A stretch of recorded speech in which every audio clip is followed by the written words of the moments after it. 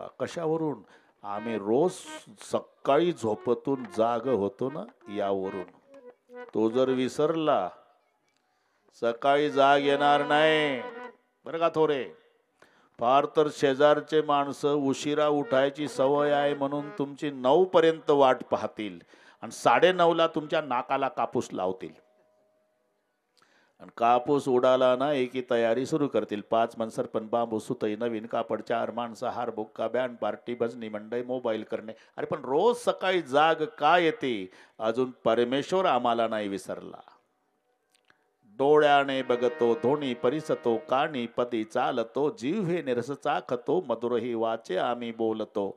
हाताने बहुसाल काम करत, विश्रांती घ्यावया घेतो, झोप सुके फिरून उठतो, ही ईश्वराची दया. परमेश्वर. आणि मरणाला विसरू नका. आम्ही जरी मरणाला विसरलो तरी मरणाच्या खात्यावरचा प्रमुख आम्हाला विसरला नाही, हे लक्षात ठेवा.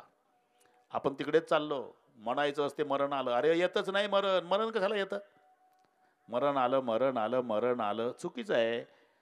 आषाढीच्या वेळेला जळगावची माणसं एसटी केली, पैठणहून बसले 50, चालली एसटी ज्ञानोबा तुकाराम. 2-4 तासांनी पोहोचली पंढरपुरात. थांबली. मग एकमेकाला काय म्हणतात, हे उतरा पंढरपूर आलं. अरे ते सोलापूर जिल्ह्यात आहे, ते कशाला आलं? हे पैठणहून गेलं, 6 तास गेलं आणि तिथं गेल्यावर पुन्हा म्हणतं पंढरपूर आलं. तसंच आहे. अरे मरण 2030लाच आहे राजा.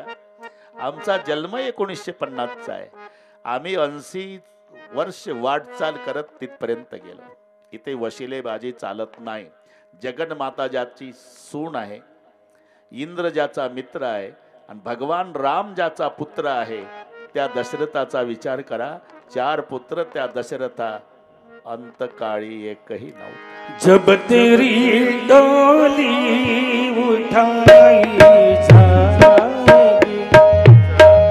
जब तेरी डोली उठाई जाएगी, जब तेरी डोली उठाई जाएगी, जब तेरी डोली उठाई जाएगी, बिन मुहूर्त की निकाली जाएगी, बिन मुहूर्त की निकाली जाएगी, जब तेरी डोली निकाली जाएगी, जब तेरी डोली निकाली जाएगी, जब तेरी डोली निकाली जाएगी, जब तेरी डोली निकाली जाएगी। थे सिकंदर चरवाहा के मालिक थे,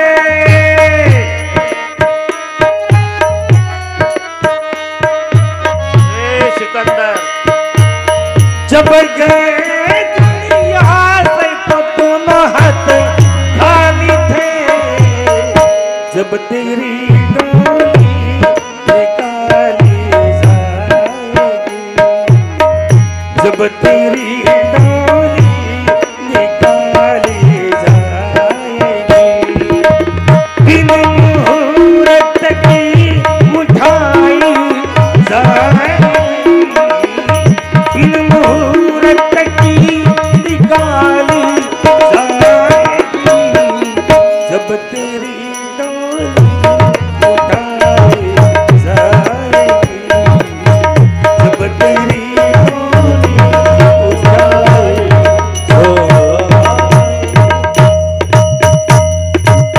बस विठ्ठल, खाली हाथ आना है और खाली हाथ जाना है. सब चला चली का मेला, कोई चला गया कोई जावे, कोई गठड़ी बांध सिधावे, कोई खड़ा तैयार अकेला. सब चला चली का मेला, 4 जने चले खाट उठाए के, रोवत संग तरी डगर डगरिया, कहत कबीरा सुनो भाई साधु संग चली वही सुखी लकड़िया. बस आएगा सो जाएगा. वशिष्ठ समजावून सांगतायत. आता तेलाच्या नावेमध्ये राजाचं प्रेत ठेवलं दुर्गंधी सुटू नये म्हणून. तेल नाव भरीन रूपतनू राखा. आता अंत्यसंस्काराला वारसदार पाहिजे का नाही? 2 मुलं वनवासात, तिथे येत नाही आणि हे मामाच्या घरी आहे दोघं. सेवकाला सज्ज केलं, जितना जल्दी हो सके उतना जल्दी भरत रिपुंसक ले आओ. आता लँडलाईन नाही, हे नीट ऐका, अर्धा मिनिट घेतो. लँडलाईन नाही, मोबाईल नाही, तरी ज्या रात्री 12ला अयोध्येत राजा मेला त्याच रात्री 12ला भरत मामाच्या घरी रडतोय. काय कारण आहे? रात्री 12ला जेव्हा बापाचा प्राण गेला तेव्हा भरताचं रडणं सुरू झालं आपल्या आजोळी. मामा जागा झाला, युधाजित राजा. अरे रडतो भरता, काय झालं? खूप वाईट स्वप्न बघितलं मामा. स्वप्न येतच असतात. नाही मामा, हे स्वप्नशास्त्र आम्ही गुरुजीकडे शिकलो. या स्वप्नाचा अर्थ स्पष्ट आहे. माझ्या घरातल्या पुरुषापैकी कोणी कायमचं गेलं अथवा कोणी लांब गेलं. म्हणजे आमचे गुरुजी सांगत होते की बाळांनो, असं स्वप्न ज्या रात्री पडतं, काळ्या वर्णाची स्त्री काळे वस्त्र नेसलेली आहे, सर्वांगाला तेल लावती आहे, केस मोकळे सोडले ना आपल्याकडे पाहून विचित्र पद्धतीनं हसत आहे, असं स्वप्न पडलं की समजायचं घरातल्या पुरुषापैकी कोणीतरी कायमचं जातं, कोणी दूर जातं. काय चुकलं? दूर गेले राम लक्ष्मण सीता, कायमचा गेला बाप. पुन्हा नाही झोपला रात्रीचा. सकाळी हे सेवक आले, जितना जल्दी हो सके उतना जल्दी आपको बुलाया है. कारण सांगितलं नाही. अयोध्येत आले तोपर्यंत कळू दिलं नाही, पण महाद्वारात आल्यानंतर भरताला एकदम संशय आला. गेटवर शत्रुघ्ना, हा दादा, अरे मामाच्या घरून आपण यायचो, या गेटवर आलो म्हणजे आपले वडील उभे असायचे रे, 2 भाऊ असायचे. आपण बाबाच्या पाया पडायचो गेटवर, बाबा कवटाळून घ्यायचे आणि मग आपले 2 भाऊ राम लक्ष्मण गळ्याला बिलगायचे. हो दादा, आज तिघही नाही रे इथे गेटवर. रुसलेत का रे आपल्यावर? शत्रुघ्न म्हणाला, दादा कदाचित रुसले असतील ना, तरी पण तिघाचंही प्रेम कैकईवर आहे. आपण कैकईच्या महाली जाऊ. म्हणून गेटवरचा निर्णय बदलला आणि कैकईचा महाल गाठला. सची आरती मुदित उठी धाई, कैकई आरती घेऊन आली, कुंकुम तिलक ओवाळलं. भरताला शत्रुघ्नाला बसायला दिलं. विचारलं, माझ्या माहेरचे सगळे सुखी आहेत? जरा विचार करा. अजून पतीची डेड बॉडी वाड्यातच, 2 पोरण सून वनवासात, विचारते काय माहेरचं? सगळे सुखी येत आहे, तुझी फार आठवण करतात. पण भरताला एकाएकी आठवण आली. ताडकर उठला. भरतनं पहिला प्रश्न कैकईला विचारला, कहा कहूँ कहा सत कहा कहूँ कहा सत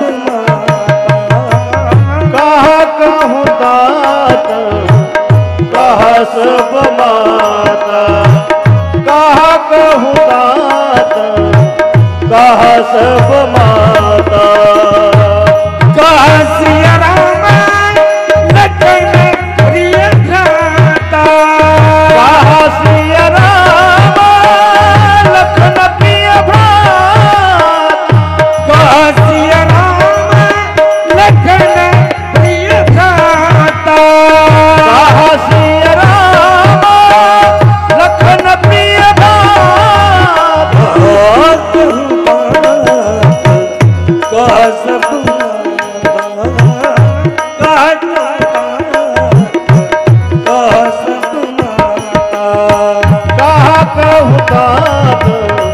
कहा सब माता, कहा कहूँ तात, कहा सब